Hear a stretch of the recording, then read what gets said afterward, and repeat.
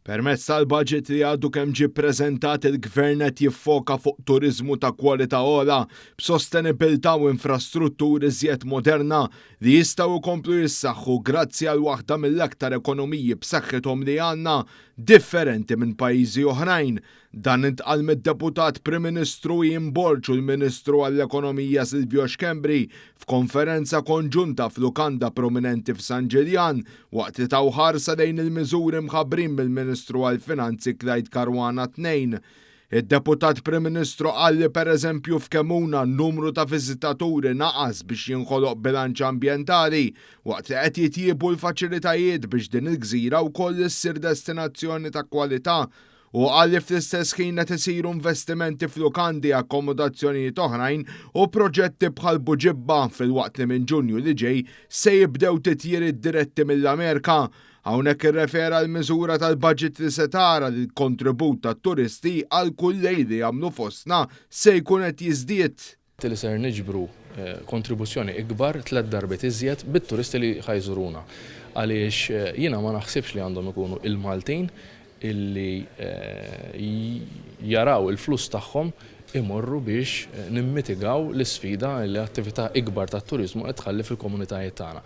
U għal daqstant il-fatt li ħaniġbruhom propju minn dawk li jżuruna mhux ser tkun qiegħda taffettwhom għaliex anke jekk triplajnija hija waħda raġonevoli ħafna, imma mbagħad nużawhom tajjeb biex intejbu l-kwalità tal-ħajja fil-komunitajiet tagħna.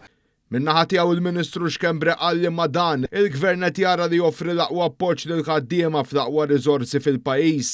Tenna li waħda mill-miżuri li jemmen li tant se tagħmel ġid hi dik li l-ħaddiema jiġu offruti servizzi ta' għajnuna ta' saħħamenta li fuq il-post tax-xogħol.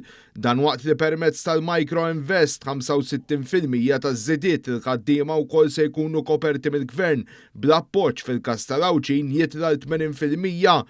Il-Ministru għall-Ekonomija wkoll faħħar kif il-Gvern se jkompli appoġġja startups b'diversi skemi tal-Malt Enterprise fil-waqt li qed iniedi fond ta' 100 miljun euro għal investiment fid-diġitalizzazzjoni u fl-adozzjoni ta' teknoloġiji moderni bħal AI.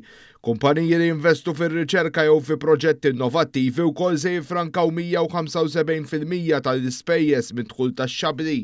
Jekk inti tinvesti fl-automation, fid-digital, jekk inti tinvesti f'attività ekonomika li tirrekjedi inqas nies allura inqas bżonn li ħaddiema barranin, jekk inti tinvesti f'attività ekonomika ta' high value added u tinvesti f'żidiet fil-pagi tal-ħaddiema tiegħek, speċjalment dawk li ġustament ilhom iktar minn 4 snin miegħek u allura għandek bżonn ir-retention, ħafna minnhom ħaddiema Maltin li ilhom jaħdmu mal-istess kumpanija.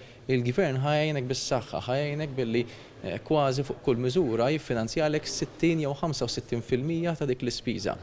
Dan mhux sempliċement li taqbad palla u tgħid toħlom xi ħaġa fuq Facebook u titfaħħa. Dan huwa viżjoni u strateġija. Jekk ma timxiex b'dan il-mod ħadd tkisser l-ekonomija u jekk kisser l-ekonomija ibatu l-familji ma